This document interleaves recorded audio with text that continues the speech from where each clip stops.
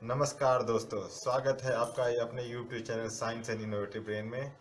आज मैं आपको सिखाऊंगा कैसे एक 5 एम्पियर का डीसी टू डीसी कन्वर्टर बना सकते हैं। ठीक है, बहुत आसान है, बहुत सिंपल सर्किट है और बहुत ये क्या है, this is very compact supply.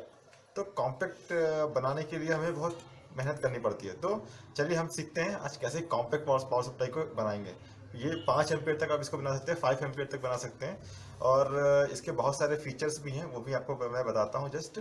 और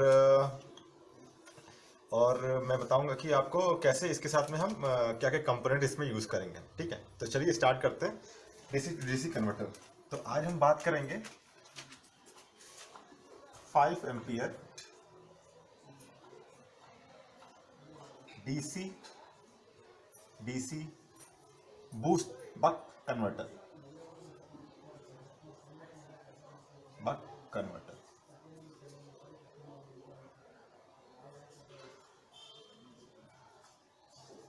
ओके।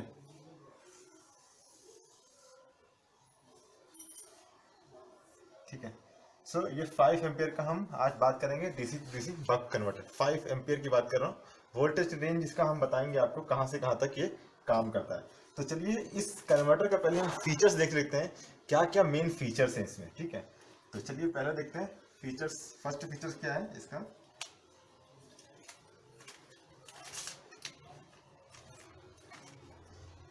इसका इनपुट रेंज जो है, इनपुट इनपुट रेंज मीन्स इस बक कन्वर्टर को जो डीसी सप्लाई चाहिए वो मिनिमम कितनी चाहिए और मैक्सिमम कितनी हम इसको दे सकते हैं।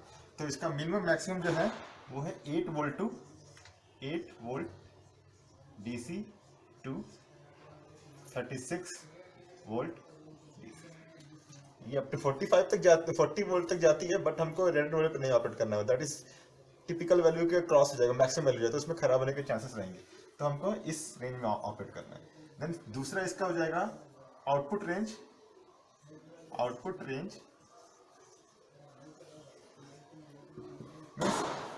आउटपुट कितना, कहाँ से कहाँ तक हम इसको बना सकते हैं, मीन्स कितना हमको चाहिए वो भी हम इसको वैरी कर सकते हैं। तो इसका आउटपुट जो होता है वो minimum 1.25 volt DC to 32 volt DC. Up to this range में हम इसको, इस पावर सप्लाई को बना सकते हैं। ठीक है, तो देखते हैं क्या कैसे इसको बनाएंगे हम। ठीक है, और तीसरा है इसका फीचर्स जो है duty cycle.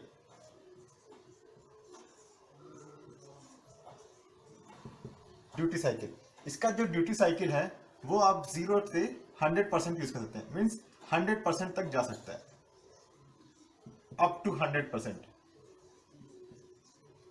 Okay, up to 100% तक इसको हम बना सकते हैं। ठीक है, अभी देखते हैं इसका जो होता है, चौथा हो गया ड्रूप आउट।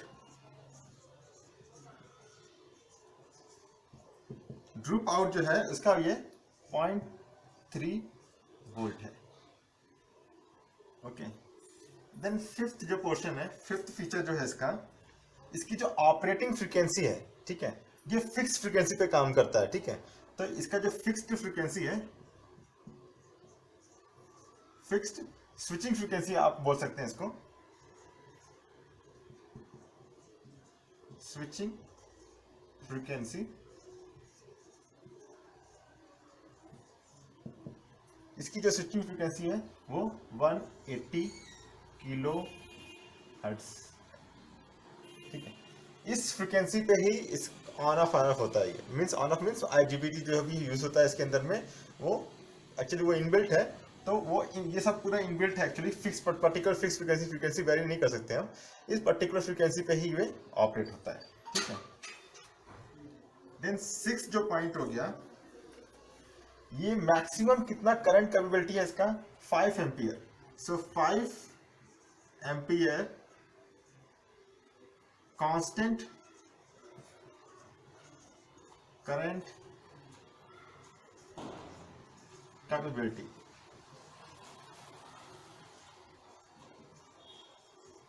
मीन्स आप इससे कंटिन्यूअस 5 एम्पियर तक आप यूज कर सकते हैं, ठीक है।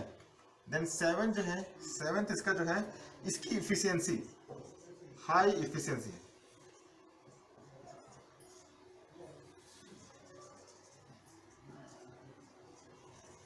हाई इफिशियंसी, इसका efficiency up to 96%, 96%।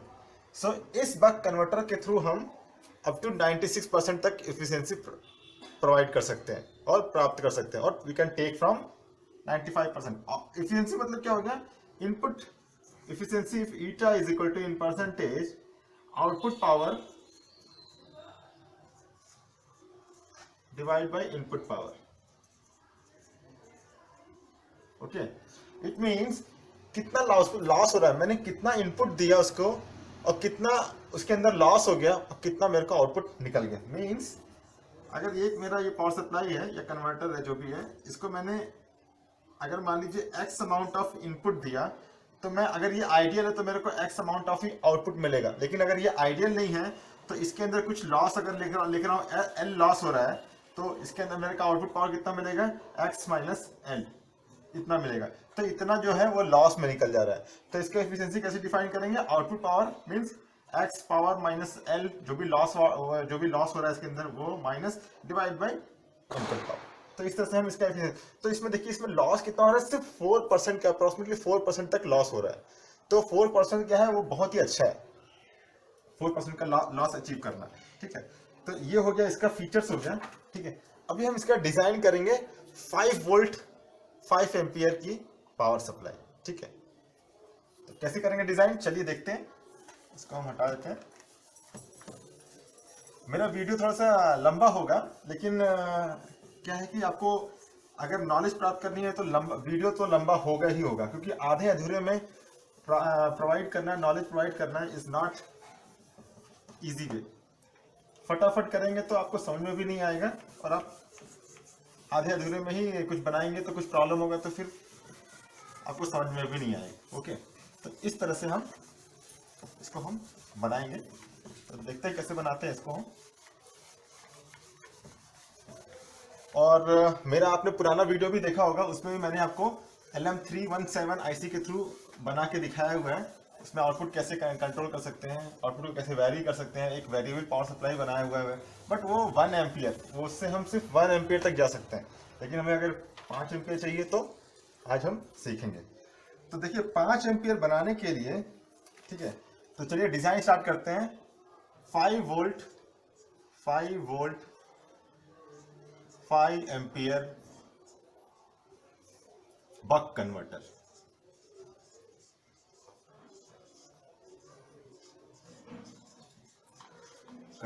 Design, okay. So हम आज इसको डिजाइन करेंगे, ठीक है।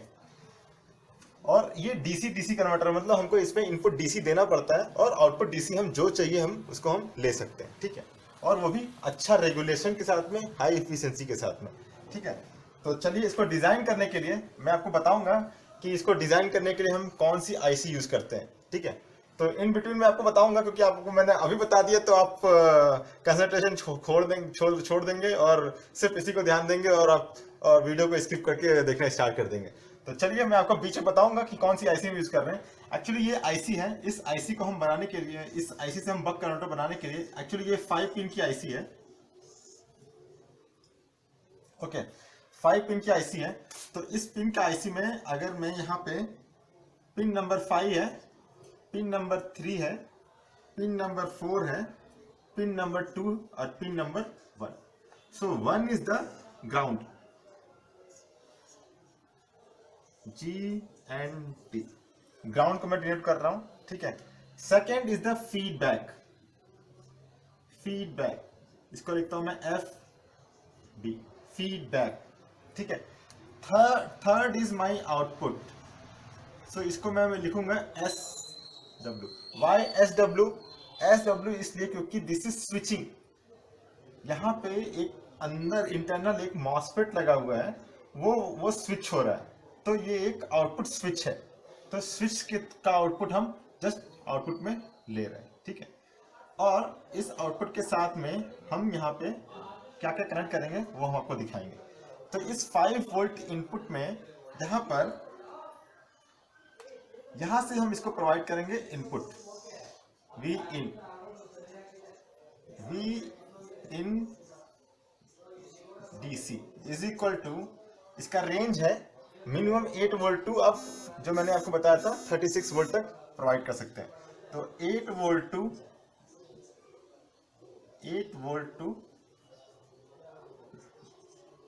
36 VDC, ये आप इसको प्रोवाइड कर दीजिए, ठीक है। देन इसके बाद में इसी का ये जो पोर्शन है पिन नंबर 1 है वो जो हो गया वो ग्राउंड हो गया, तो उसको हम ग्राउंड ले लेंगे। तो ये हो गया हमारा आउटपुट ग्राउंड, और सेम यहां से हम आउटपुट के लिए भी ले लेंगे, क्योंकि यही सेम दोनों में कॉमन है। ये नॉन आइसोलेटेड पावर सप्लाई है, एक मीन्स इनपुट में जो है सेम वही आउटपुट में आएगा, लेकिन एक दूसरे से आइसोलेटेड नहीं है, ठीक है, इसलिए इसको नॉन आइसोलेटेड पावर सप्लाई बोलेंगे, ठीक है।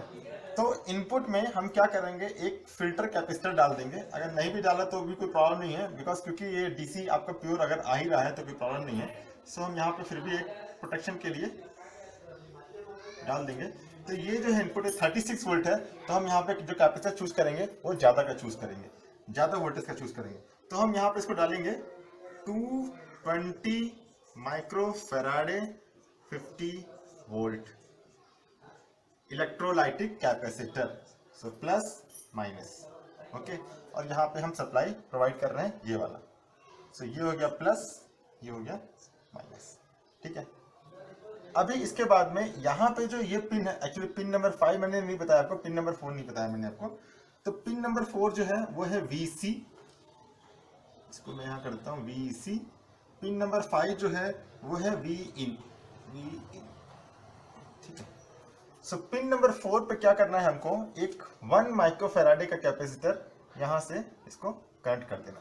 तो क्या करेंगे, यहाँ से एक 1 माइक्रोफैराडे का कैपेसिटर नॉन इलेक्ट्रोलाइटिक यहाँ पे पिन नंबर 4 पे कनेक्ट कर देंगे, जिसकी वैल्यू होगी 1 माइक्रोफैराडे, और you can choose 105 number, okay. So ये हो गया 105। देन एक और यहाँ पे कैपेसिटर यूज कर लेंगे, आप यूज करें मत यूज करें कोई प्रॉब्लम नहीं है, बट अगर अच्छी पावर सप्लाई बनाना है तो हमको यूज करें। यहाँ पे अभी आप 105 का एक कैपेसिटर यूज कर दीजिए, ठीक है, 1.1 माइक्रोफैराडे का। सी कुछ नॉइस अगर आता है तो उसको सप्रेस करने के लिए वो यूज किया जाता है, ठीक है, नॉइस सप्रेशन के लिए। तो ये हो गया हमारा ये इस तरह से। उसके बाद में यहाँ पे हम यूज करेंगे एक प्रोटेक्शन डायोड, बिकॉज मैंने बताया ना यहाँ पे एक स्विच लगा हुआ है, तो स्विच लगा है तो हम उसको फ्री व्हीलिंग डायोड की तरह से एक यूज करेंगे। तो यहाँ पे हम फ्री व्हीलिंग डायोड में एक डायोड यूज करेंगे जो कि शॉर्ट की डायोड है, और ये ग्राउंड पे कनेक्ट हो जाएगा। इसकी वैल्यू है B540, ये एक शॉर्ट की डायोड है, इसको हम यहाँ पे यूज करेंगे, ठीक है। आफ्टर द शॉर्ट डायोड यहाँ पे हमको जो डीसी मिल रहा है, यहाँ पे हम क्या करेंगे, यहाँ पे हम एक इंडक्टर लगाएंगे, ओके।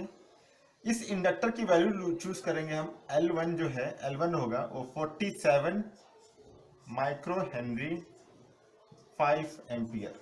मीन्स ये जो इंडक्टर वैल्यू होनी चाहिए ये 5 एम्पियर का होना चाहिए, क्योंकि हम 5 वोल्ट की बना रहे हैं इसलिए हमको 5 वोल्ट चाहिए। अगर कम का चूज कर लिया और हमने ज्यादा का बनाया तो क्या होगा, ये इंडक्टर जल जाएगा, ठीक है। तो हमको मिनिमम 5 एम्पियर का चूज करना है, ठीक है। उसके बाद में यहाँ पर भी हम एक कैपेसिटर लगाएंगे 105, दिस कैपेसिटर। देन एक फिल्टर कैपेसिटर यूज करेंगे जो कि इलेक्ट्रोलाइटिक होगा, इसकी वैल्यू भी हम चूज कर लेंगे कुछ 330 माइक्रोफैराडे एंड 50 वोल्ट। ये इंपॉर्टेंट पैरामीटर है, इसको आपने अगर कम चूज कर दिया, आप जितना वोल्ट का बना रहे हैं, अगर 5 वोल्ट का बना रहे हैं तो चलिए 25 यूज कर सकते हैं आप इसको, ठीक है, 10 का यूज कर सकते हैं। लेकिन अगर आप ज्यादा का बना रहे हैं तो आप कम का नहीं चूज कर सकते हैं, जो भी डबल वैल्यू होगा, जो भी आउटपुट वोल्टेज होगा उसका डबल वैल्यू का आप कैपेसिटर चूज करिए यहाँ पे, ठीक है। उसके बाद में हम यहाँ पे एक फीडबैक लगाएंगे, फीडबैक रजिस्टर। ओके, ये हो गया हमारा फीडबैक और this is the our final output. Okay, so ये हमारा फाइनल आउटपुट हो गया। यहाँ पर थोड़ा मार्कर चेंज करता हूँ ताकि आपको क्लियर दिखाएगा। तो इस वैल्यू को हम कर देंगे, इसको हम कर दिया हमने R1, इसको हमने कर दिया R, ओके। और ये जो फीडबैक है वो यहाँ पे कनेक्टेड हो जाएगा, because this is the feedback. हमने एक फीडबैक लिया कि आउटपुट वोल्टेज कितना है, क्या मैनेज करना है हमको आउटपुट उसके हिसाब से। तो ये फीडबैक पोर्शन जो है, फीडबैक पॉइंट है, वो यहाँ पे कनेक्ट हो जाएगा।